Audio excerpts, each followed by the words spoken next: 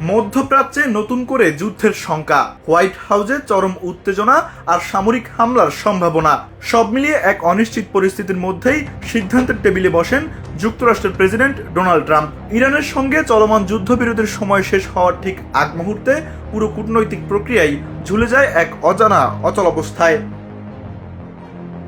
White হাউসে জাতীয় নিরাপত্তা দলের জরুরি বৈঠকে স্পষ্ট হয়ে ওঠে, ইরান এখনো কোনো আনুষ্ঠানিক সাড়া দেয়নি যুক্তরাষ্ট্রের পাঠানো খসড়া চুক্তির বিষয়ে। কয়েকদিন ধরে নীরবতা পরিস্থিতিকে আরো জটিল করে তোলে এবং যুদ্ধ বা আলোচনার পথ দুটি অনিশ্চিত হয়ে পড়ে। এই সংকটের মধ্যেই পাকিস্তানের মধ্যস্থতাকারীদের মাধ্যমে নতুন দফা আলোচনার প্রস্তুতি চলছিল।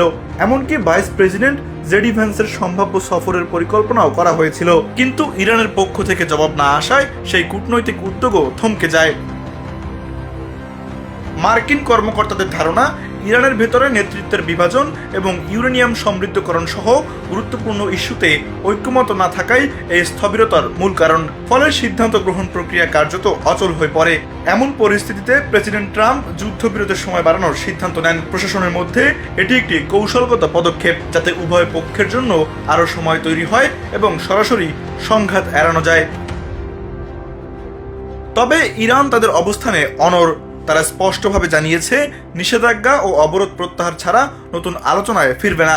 এতে দুই পক্ষের মধ্যেই দূরত্ব আরও বেড়েছে। হরমুজ প্রণালীতে উত্তেজনা এবং জ্বালানি সরবরাহ নিয়ে উদ্বেগ বিশ্ব অর্থনীতিতেও চাপ তৈরি করছে। সব মিলিয়ে যুদ্ধবিরতির সময় বৃদ্ধি এখন কেবল একটি কূটনৈতিক বিরতি নয়, বরং সম্ভাব্য সংঘাত এড়ানোর শেষ চেষ্টা। তবে আগামী দিনগুলোই নির্ধারণ করবে এই উত্তেজনা শান্তির পথে যাবে নাকি আরও গভীর সংকটের রূপ নেবে।